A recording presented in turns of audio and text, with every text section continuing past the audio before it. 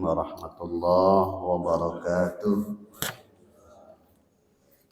Alhamdulillahilladzi ahyana ba'dama amatana wa ilaihin nusyur. Asyhadu an la ilaha illallah al-malikul quddus salam wa asyhadu anna Muhammadan abduhu wa rasuluhu sayyidul anam.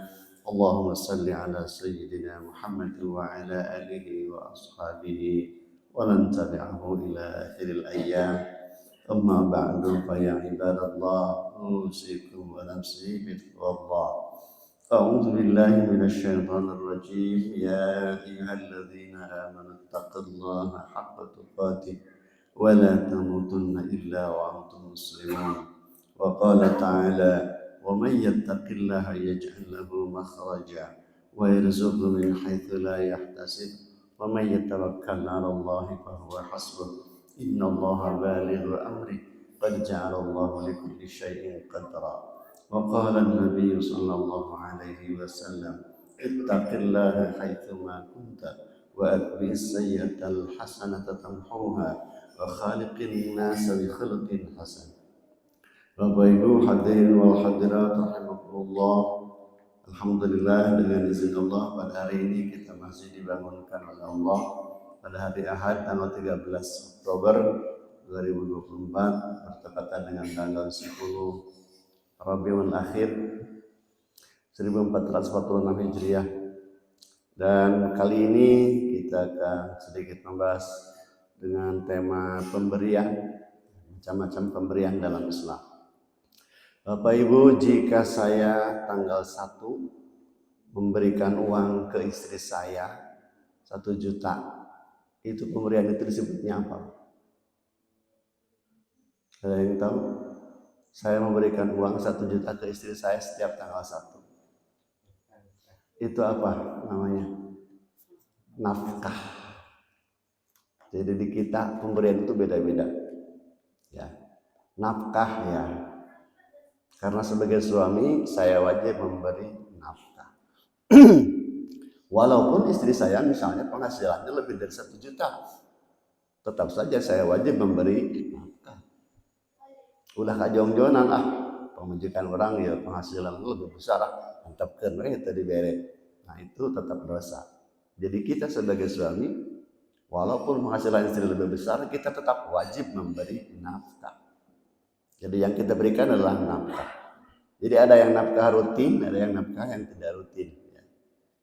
Seperti sekarang nih, ini sekarang saya nanti bakal ngasih uang nafkah yang tidak rutin nih habis ceramah nih.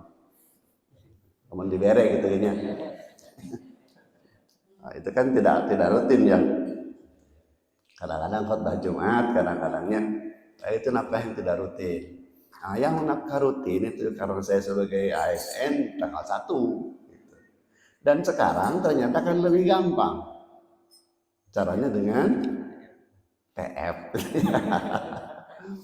TF istilahnya ya. Bahkan anak saya yang sedang sekolah, yang di Mesir, yang di Jogja, yang di Tasik, yang di Cianjur, TF aja gitu. Wah, TF gitu ya. Wah, TF gitu. Itu nafkah ya. Yang saya berikan kepada istri, kepada anak, pemberian itu disebutnya nafkah. Kalau saya pada hari Jumat memasukkan uang 5.000 ke kotak, itu namanya apa? Iya, infak ya. Infak fi sabilillah ya. Sebab itu akan digunakan untuk kepentingan jalan Allah. Untuk pembangunan masjid, untuk operasional sehari-hari, kepentingan masjid bukan untuk kepentingan pribadi, maka itu sebutnya infak fi sabilillah. Dan nilainya itu pasti beda-beda. Nilai pahalanya pasti beda-beda. Ya. Kalau misalnya saya memberikan uang ke Ustadz Koko, ada Ustadz Koko sekarang enggak? Enggak ada. Ya ke Ustadz Iwan lah, saya kasih contohnya yang 10.000. Itu namanya apa? Hadiah. Ya. Nah itu, karena tidak ada motif apa-apa berarti itu termasuknya hadiah atau sodako. Ya. Nah, Kanjeng Nabi termasuk orang yang tidak menerima sodako, tapi mau menerima hadiah.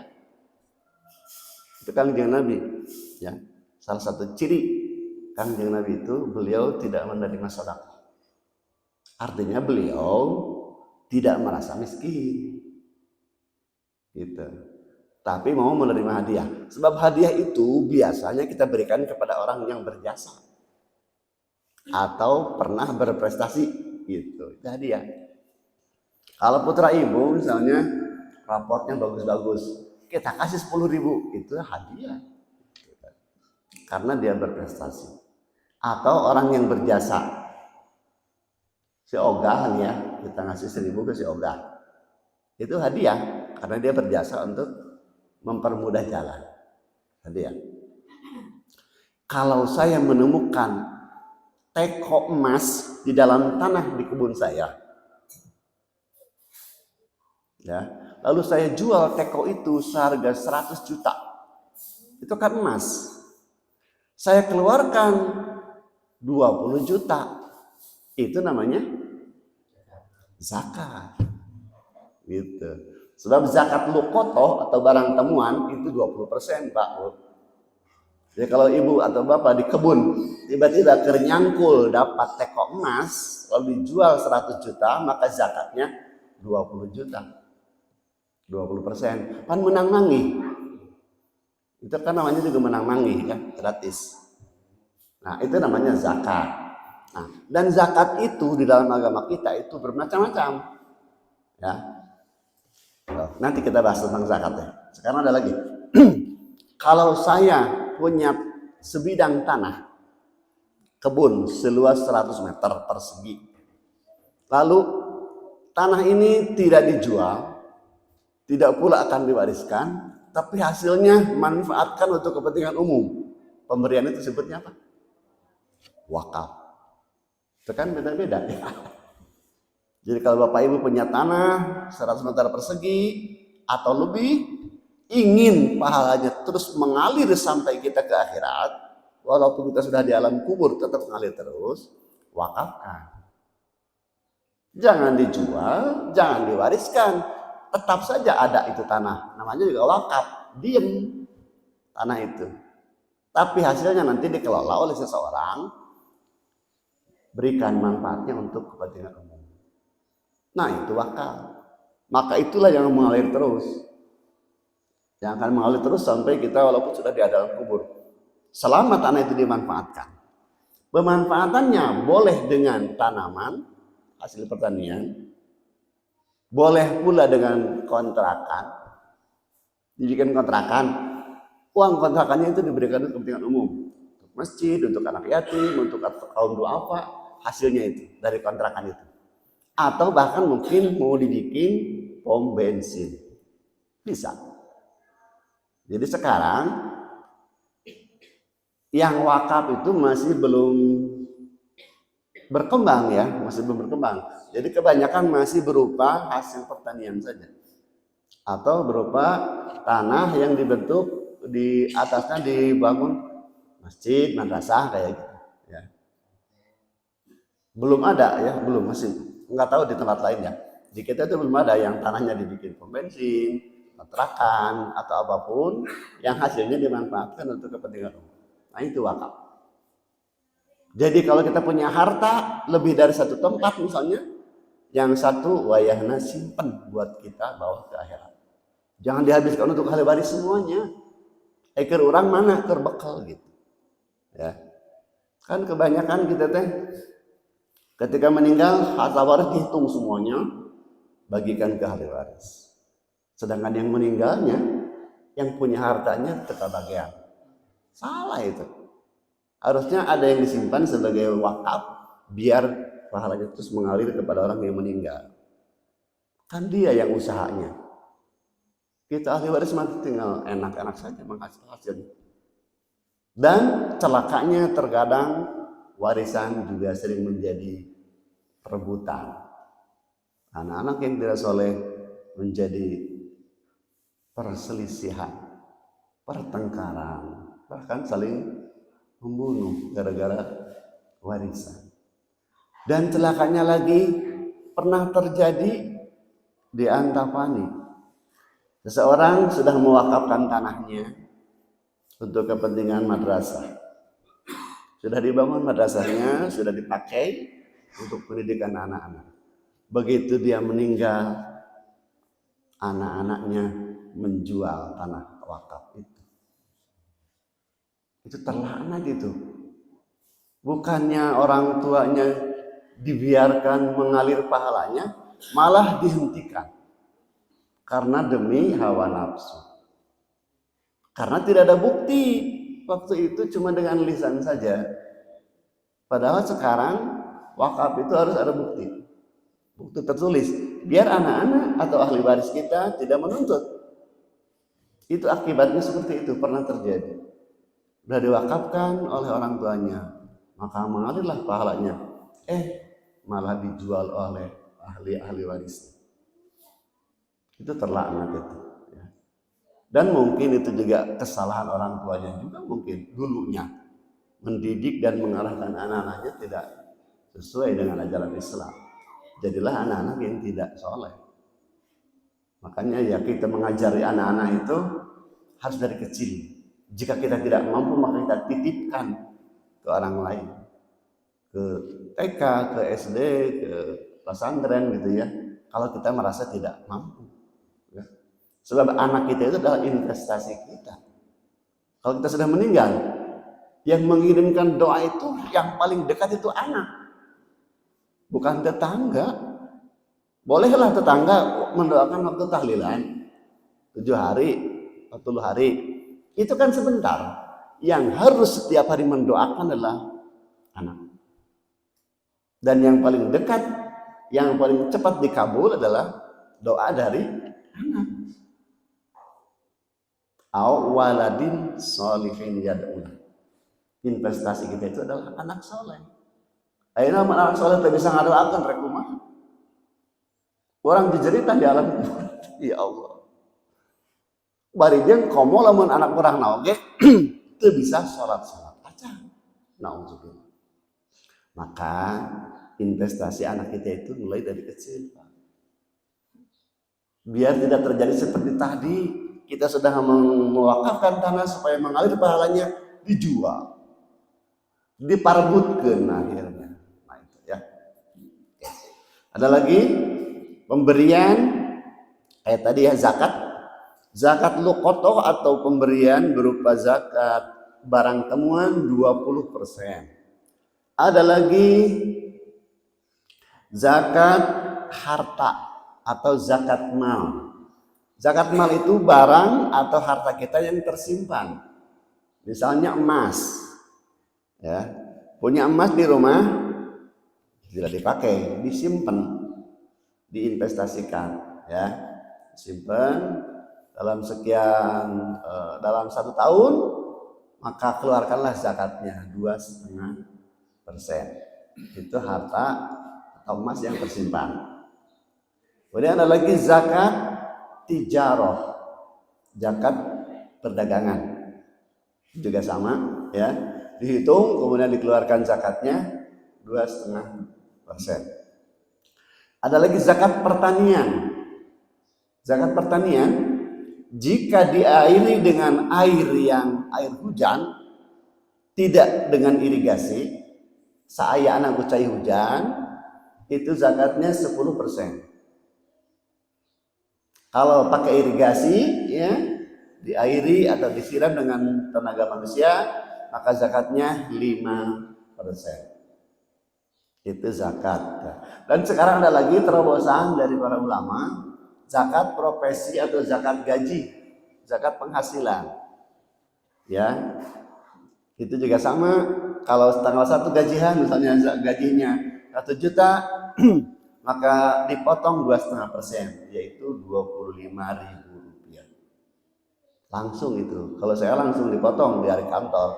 Jadi begitu sudah masuk ke rekening teh, sudah terpotong zakat profesi 2,5%. Itu contohnya kayak gitu. Kalau gaji 1 juta berarti potong 25.000. Itu zakat profesi, ya, zakat gaji. Ya. Sebab daripada ditumpukkan 1 tahun, misalnya 1 tahun 12 juta. Berarti kan 25.000 kali 12, 300.000. Bisi lebar gitu kalau sudah gede maka. Coba yang gajinya semuanya, yang gajinya 1 bulan 10 juta. 10 juta. Berarti 100.000. Ya. 10 juta itu berarti 2,5%-nya 250.000 ya. 250.000 tuh. 10 juta 250.000. Kalau 1 kali 1 bulan. Kalau bisa tahunkan berarti kan 120 juta tuh. Zakatnya berarti 3 juta. 3 juta zakatnya setahun tuh. Bisi lebar. Mata unggal bulannya langsung potong 250.000. Kalau yang gajinya besar gitu. Nah, ternyata itu kalau diperhitungkan mah henteu ageng 40 1/40. 2,5% itu 1/40 gitu. 1/40-nya gitu ya. Kemudian ada lagi zakat ternak. Zakat ternak ya. Domba, sapi, kerbau, unta. Itu hanya 4 aja yang umum ya, yang umum. Ya, yang tentu saja yang ternak yang halal ya. Domba atau kambing, kemudian sapi atau kerbau dan unta. Ayam. Iya, ayam juga ya. Cuman ayam mungkin nggak tahu gimana perhitungannya ya. Atau kalau perhitungan mungkin uang diuangkan mungkin ya. Soal ayamnya kan banyak ya. Mungkin uangnya kalau ayam. Kalau domba atau sapi kan dihitung jumlah hewannya ya. Jumlah hewannya. Ya. Kalau kambing ya 41 itunya. Kalau 40 ekor kambing ya 1 zakatnya. Kalau punya 40 ekor kambing kita sudah besar-besar 1 tahun keluarkan 1 ekor. Bawa ke masjid ka dia pencit di dia. Ternyata ada 1. Begitu pula sapi atau kerbau atau unta seperti itu. Setiap 40 keluarkan 1. Kalau 80 keluarkan 2 ekor. Tuh ya. Itu menandakan bahwa kita itu membersihkan harta. Jadi zakat itu membersihkan, ya, zakat. Zakat itu membersihkan. Tetapi di dalam Al-Qur'an juga istilah zakat juga disebut sedekah. Innamas shadaqatu lil fuqara'i wal masakin wal 'amilina 'alaiha dan seterusnya. Nah, tetapi kita batas saja itu namanya zakat aja lah, zakat. Zakat. Jadi zakat mal, zakat termasuk perhiasan, zakat tijarah, zakat ternak, zakat luqotoh, zakat profesi. Ya. Gimana kalau sekarang menemukan uang di jalan? Soalnya kita juga pernah hilang atau pernah menemukan juga kan? Pernah. Waktu itu saya juga pernah hilang uang 100.000. Waktu itu saya pernah diberi karena saya sudah memberi materi bimbingan manasik haji. Terus ketemu di sebuah tempat, lalu dia ngasih saya 100.000. Terlihat hilang atau uang. Karena kita tadi mangseueuh tadi itu. Nah, kalau dapat uang 100.000 misalnya di perjalanan atau di mana, disebarkan dulu, ya. Tapi jangan di masjid itu. Diumumkannya nggak boleh di masjid. Nabi melarang mengumumkan barang hilang di masjid. Temenang, ya. Temenang. Jadi harus di speaker yang milik RW lah gitu ya, di GSE lah gitu. Ada kadang-kadang saya suka dengar telah ditemukan atau telah hilang di masjid, nggak boleh.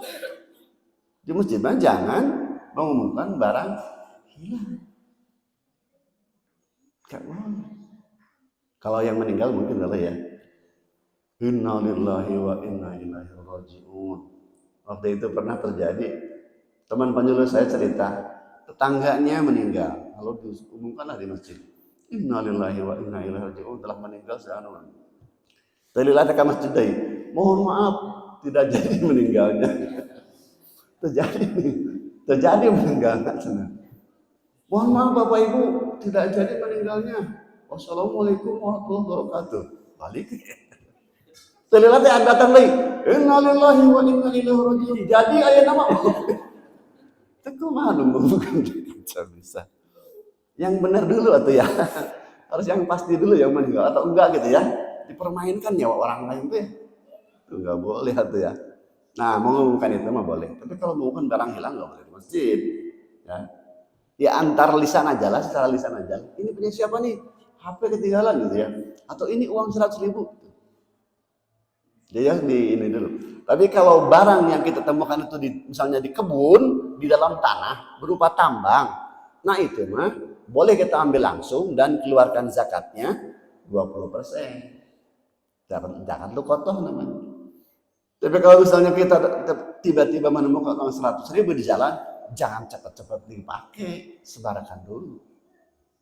Sebarkan dulu, itu milik orang, siapa tahu dia punya segitu-gitu nah karunya.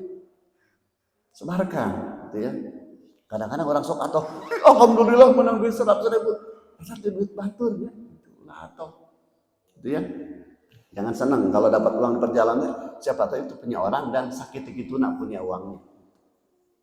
Nah, kemudian ada lagi hibah. Jadi hibah itu bisa diberikan kepada orang tanpa ada persyaratan dia berprestasi atau dia pernah berjasa, itu hibah.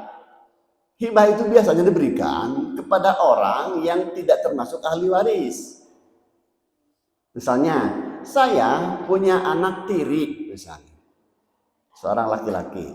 Ketika meninggal, sebelum meninggal saya berwasiat, kalau bapak meninggal, tolong sawah yang ada di Limbangan berikan kepada si anak tiri saya. Itu hibah. Hibah ya. Sebab dia bukan ahli waris. Kalau tidak dikasih hibah, dia tidak akan kebagian warisan. Itu hibah ya. Atau kepada teman ya. Saya kalau meninggal bapak nanti tolong berikan kebun yang di pinggir jalan tol itu kepada teman bapak yang bernama Anu. Nah itu hibah. Melalui wasiat pesan kita supaya diberikan. Nah itu dari warisan. Sebelum dibagikan warisan, berikan dulu hibah atau wasiatnya itu. Termasuk juga hutang-hutangnya gitu ya. Kadang-kadang rek mau sok wasiatkannya. Jangan kadario jangan. Wayahna bapak amanah kebon di Tiranca ekek teh sahektar ulah dijual. Non gitu Pak, batur tadi. Nyaho itu batur. Wasiat itu balik gitu. Nya moal ada ini batur banyak itu ya. Nah, itu wasiat ya. Jadi wasiat itu bukan kepada ahli waris. Dan jangan mewasiatkan yang bertentangan dengan aturan Allah. Jangan lamun bapak maut ya warisan bagikan ku anjeun sama rata lalaki jeung awewe. Dosa. Itu tidak boleh dilaksanakan. Dan orang yang mewasiati seperti itu artinya melanggar aturan Allah. Enggak boleh itu. Kan sudah jelas, enggak perlu diwasiatkan warisan mah. Warisan mah sudah jelas, anak laki-laki 2:1. Istri dapat 1/4 atau 1/8. Ayah ibu dapat 1/6 atau 1/3. Anak laki-laki dan anak perempuan asobah dengan perbandingan 2:1. Itu sudah dijelaskan oleh Al-Quran. Itu perlu diwasiatkan. Aina mewasiatkan dengan bertentangan dengan aturan Allah, dosa. Mau meninggal malah mewasiatkan yang menentang aturan Allah. Maka ahli warisnya jangan melaksanakan aturan itu. Sebab wasiat itu bertentangan dengan aturan Allah. Sama saja dengan mewasiatkan begini. Anak-anakku yang perempuan nanti kalau bapak meninggal tong pakai kerudung. Laksanakan atau tidak? Jangan dilaksanakan, itu menentang aturan Allah. Geus puguh perintah Allah ya tadi kerudung teh. Iya, perlu dibuka. Ada yang seperti itu, ada Pak. Yang mewasiatkan anak-anaknya supaya membagikan warisan secara rata. Ada gitu. Kenyataannya ada. Dan anak-anaknya nurut lagi sama orang tuanya. Padahal mana yang diturut? Aturan Allah atau aturan ayah kita? Aturan Allah harus kita turut. Jadi jangan melaksanakan wasiat yang bertentangan dengan maksiat kepada Allah. Jangan bertentangan dengan aturan Allah. Jadi Bapak kalau mau meninggal nanti wasiatkan, laksanakan aturan waris sesuai dengan aturan Allah. Gitu wasiatnya. Bukan malah menentang aturan Allah. Gak boleh. Apa merasa Allah itu tidak adil gitu? Allah itu adil, maunya awal hiji lalaki bagian dua. Secara perhitungan gini Bapak. Laki-laki misalnya dapat 2 juta, perempuan dapat 1 juta, pada akhirnya nanti sudah dibagikan. Laki-laki 2 juta, perempuan 1 juta. Laki-laki 2 juta, dia punya istri 1, anak 3. Berarti untuk berlima, 2 juta itu diberikan kepada 5 orang. Karena suami wajib memberi nafkah, kayak tadi teh. 2 juta untuk 5 orang tuh. 400.000 lah mau dibagi rata, maka istri dapat 1 juta kersorangan eta teh. Sebab istri mah tidak wajib memberi nafkah. Rek dipakai meuli emas, rek dipakai meuli tas, rek dipakai meuli kerudung, rek meuli baju, bebas. Jadi sebenarnya lebih untung siapa? Perempuan 1 juta kersorangan, bebas itu kudu dipasikeun ka sasaha. Sedangkan seorang laki-laki dia punya keluarga yang 2 juta itu harus untuk keluarga. Belum tentu cukup lagi. Kumaha teu adil Allah. Masih banyak perempuan yang protes sama Allah. Tapi dia rajin sholat subuhnya berjamaah. Tapi ketika masalah pembagian waris protes. Mana kata-katanya? Raditu billahi rabba. Saya ridho Allah sebagai Tuhanku. Mana? Ketika Allah suruh pembagian warisan seperti itu protes, terido.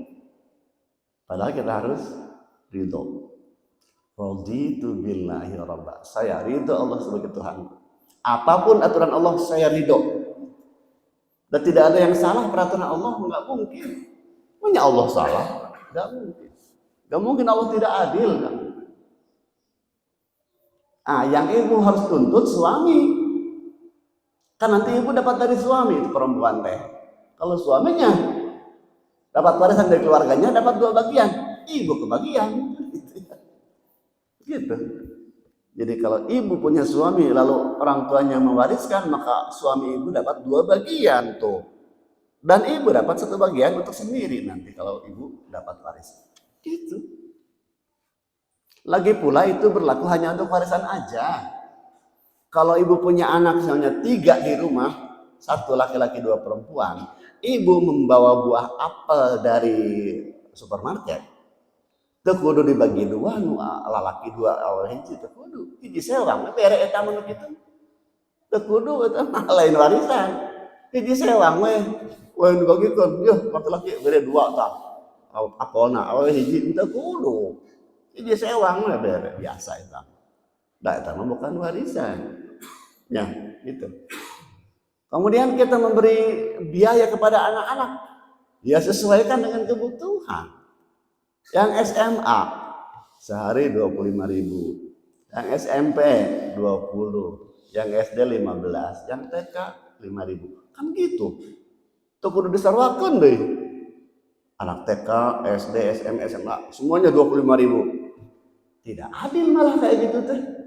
Tidak adil gitu ya. Tidak adil lah begitu teh. Justru proporsional, harus sesuai dengan kebutuhannya. Kayak saya kan kalau yang ke Mesir, saya kirim rata-rata 2,5 juta sebulan. Yang di Jogja 1,5 juta sebulan minimal lah gitu ya. Yang di Cipasung, Tasik 1 juta gitu. Yang di Cianjur 1 juta juga. Gitu udah jadi kan tidak sama kan. Banyak kabeh 1 jutaan merata. Karunya nu di Mesir atuh. Jeung bayar kontrakan, jeung bayar kuliah, segala jeung di Nagara Batur deh. Gitu ya. Nah, seperti itu ya, pemberiannya gitu ya. Jadi nafkah kepada keluarga juga harus proporsional. Ya. Warisan, zakat, infak, sedekah, wakaf, hibah, wasiat ya. Jadi kalau kita memberikan hadiah itu bisa kepada keluarga, kepada teman, termasuk kepada kanjeng Nabi juga boleh hadiah. Ya. Nah sekarang sodako, apa sodako yang paling istimewa? Bagaimana cara sodako yang istimewa? Sodako itu minimal pahalanya 10 kali lipat, minimal. Ya, man jaa bil hasanati falahu asyru amsalih wa man jaa bis sayyi'ati falaysa illa mislaha wa hum la yuzlamun. Ya. Al-An'am 160. Siapa yang datang membawa kebaikan, apapun kebaikan itu pahalanya 10 kali lipat.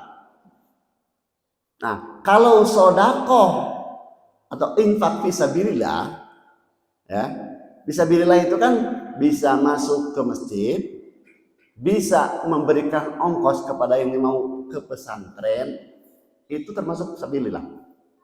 Pahalanya minimal 700 kali. Bayangkan kalau kita kasih 1000 aja, di sisi Allah itu sudah ada pahala 700.000. 1000 aja. Kalau 10.000 berarti 7 juta, Bu. Jika ibu ngasih ongkos 10.000 ke ojek kanurek masantren, 10.000 saja. Nah, mau kemana? Mau berangkat ke pesantren, Bu. Ini ongkos ojek 10.000 saja. Allah sudah simpan 7 juta. Dan uniknya sedekah itu balasannya 2 kali, Bu. Di dunia dan akhirat. Sok cobaan gerak. Dunia dan akhirat sedekah pahalanya teh kontan. Di dunia orang karasa, di akhirat mati sudah jelas. Nah, sabilillah itu bisa ke masjid untuk pembangunan masjid. Kayak tadi ya, untuk orang yang mau masantren. Nah, untuk ongkos ojek 10.000 nih. Terus yang ketiga kemana? Ke Ustad. Ke Ustad. Itu juga sabilillah. Ya mun aya Ustad ceramah sing gede ongkosna. Pahalana gede itu. Kalau kasar ini bener ya. Seriusnya. Gede pahalana. Kontan di dunia kayak ini. Iya. Waktu itu pernah saya dikasih uang 500.000 tepu-pugu. Teman saya TNI. Setelah saya dapat rezeki, saya dikasih amplop isinya 500.000. Terus seminggu saya ke sana lagi. Dia dapat uang bonus lagi 6 juta. 500.000 seminggu dibalas oleh Allah 6 juta. Di dunia kene. Jadi 12 kali lipat, Bu. Di dunia kene itu. Untuk percaya buktikan ke ibu sampai. Mereka Ustaz, 500.000 weh. Masa beratnya, mereka Ustaz 500.000-nya. Berat lah, apal gitu. Tanah infak mah 2.000 biasanya gitu. Sudah kata 2.000. Mata kalau mereka tukeran receh teh ka masjid ayo. Bapak receh di masjid punya. Coba 10.000 atau karena kotak teh lah ulah 2.000-an. Dengan 1.000-an itu terak gitu ya. Matakan 10.000 itu ya. Nah, pahalanya itu 700 kali lipat. 700 kali lipat itu pahalanya. Ada lagi pahala yang lebih besar lagi. Kalau kita sedekah di malam Qadar. Malam kemuliaan atau Lailatul Qadar. Itu pahalanya bukan lagi 700 tapi 30.000 kali. Sama dengan 1.000 bulan. 1.000 kali 30 kan 30.000. Ya kan? Satu malam sama dengan 1.000 kali 30. Jadi 30.000 kali lipat kalau ibu, bapak berbuat baik pada malam Qadar atau pada malam kemuliaan. Tuh. Jadi tidak ada sedekah yang dibalas satu dengan satu, enggak ada. 1/10, 1/70, 1/700, 1/30.000. Mata ulah sok korek. Sedekah. Tetapi ada lagi sedekah yang tingkat tinggi, Bapak. Nah, Al-Quran mengatakan orang takwa itu diantaranya alladzina yunfiquna fis sarra'i wad dharra'i. Orang takwa itu kalau sedekah dia sedang lapang maupun sempit tetap sedekah. Nah, kita ambil yang istimewanya sedekah di kala sempit. Bisa enggak kita? Ini yang susah, Pak. Jika kita punya rezeki ini 1 juta, Kita sedekah 50.000 bisa, gampang. Karena punya uang 1 juta, 50.000 ke Pak Ustadz atau ke guru ngaji atau ke budak pesantren, 50.000 bisa. Dan itu bisa dilakukan oleh banyak orang. Bagus, tapi tidak istimewa. Yang istimewa mau dapat uang 100.000, 50.000 di pesantren ke budak pesantren. Itu lebih bagus. Pahalanya lebih besar. Sebab ketika sempit, apalagi ketika uang kita pas-pasan, punya uang 20.000 masih sempat sedekah 10.000, itu lebih bagus. Itu yang istimewa seperti itu. Jadi ada 3 sedekah keistimewaan itu. Yang pertama sedekah ketika sempit. Jadi kita menang naon, tapi orang sedekah dari yang ada nih. Di saku 10.000, sedekah ke 5.000, bagus. Yang pertama yang istimewa itu sedekah di kala sempit. Yang kedua, sedekah kepada orang yang pelit. Bisa enggak? Gue bisa enggak? Sedekah kepada orang yang pelit. Ayo. Susah. Hese. Ada tetangga habis hajat, temere oleh-oleh, temere kakaren. Kan mendit tuh. Ketika kita hajat dibales. Mau kita orang mere kalau pasti gitu ngomong. Padahal yang istimewa itu adalah sedekah kepada orang yang pelit. Kalau sedekah kepada orang yang bager sama kita, itu aneh. Kita memberi orang yang sering memberi kepada kita, itu aneh atau ya tang? Namanya juga tukeran itu mah, barter namanya. Yang istimewa itu sedekah kepada orang yang kikir, yang pelit, yang bakhil. Sebab kita memberi kepada dia itu bukan berharap balasan dari dia. Biarkan Allah yang membalasnya. Kita mah kadang-kadang ingin berharap dari orang yang kita beri. Sedekah mah lain gitu. Biarkan kita beri dia, orang yang kikir. Oh, rezeki mah dari Allah. Bukan berharap dari orang yang kikir. Kalau kita berharap orang yang dari kikir, atau mau ayat balasan.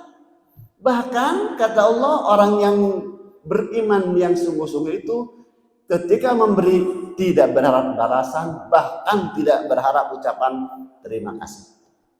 Nyebut nuhun oge tidak diharapkan. Kadang-kadang orang sok teuh, Pak. Nuhun acan budak teh. Jangan berharap, jangan dipesihan atur nuhun. Si Oga kadang-kadang kan nuhun Pak, beda 500. Nuhun teu juga. Ya nggak usah sakit hati atuh. Jadi ketika kita bersedekah kepada orang yang bakhil, yang pelit, itu istimewa.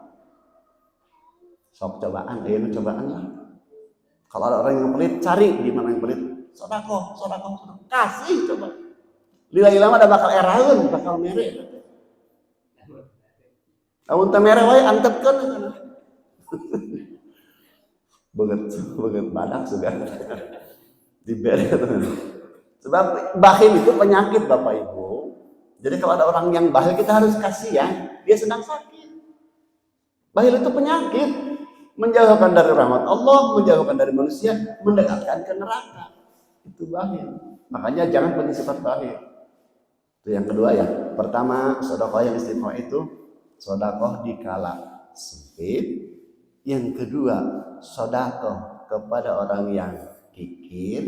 Yang ketiga, sedekah kepada orang yang zalim kepada kita. Bisa enggak itu? Coba. Kangjeng Nabi melakukan itu. Unggal poe di Ciduhan, mastakan ada. Lewat ke masjid di Ciduhan, Pas di waktu gering si eta teh. Ku Kangjeng Nabi di Lombok bari dikirim tuangan coba kita. Bisa tuh juga gitu orang. Ada orang yang zalim setiap hari ke orang. Mere runtah hadapan imah orang. Bruk we. Kanyahoan jelema teh eta. Hiji poe teh gering si eta teh. Kumaha orang. Gering si eta teh unggal poe nah deui runtah poe ieu mah ternyata gering ya di rumah sakit di Manuel. Kumaha juga orang. Longok bawa makanan. Udah kan Kanjeng Nabi. Bisa marah. Kata-kata yang pertama apa yang keluar? Syukur. Akan paling gitu kan. Padahal yang istimewa itu bersedekah kepada orang yang zalim kepada kita. Itu hijab hebat bisa. Sok kayak nama cobiannya. Ari sedekah karena pernah berbuat baik ke orang mah teu aneh atuh. Dan kalaupun kita tidak melakukan itu, ada orang yang berbuat kepada kita, kita tidak balas, kita yang kikir berarti. Kita sudah dikasih sama orang lain, kita tidak pernah ngasih. Namanya orang kikir kitanya tuh. Ya, cobianlah. Ini tingkat tinggi ini. Sedekah tingkat tinggi seperti itu. Ketika sempit, bersedekah kepada orang yang kikir dan bersedekah kepada orang yang berbuat zalim kepada kita. Alhamdulillah kita pentingnya semoga bermanfaat.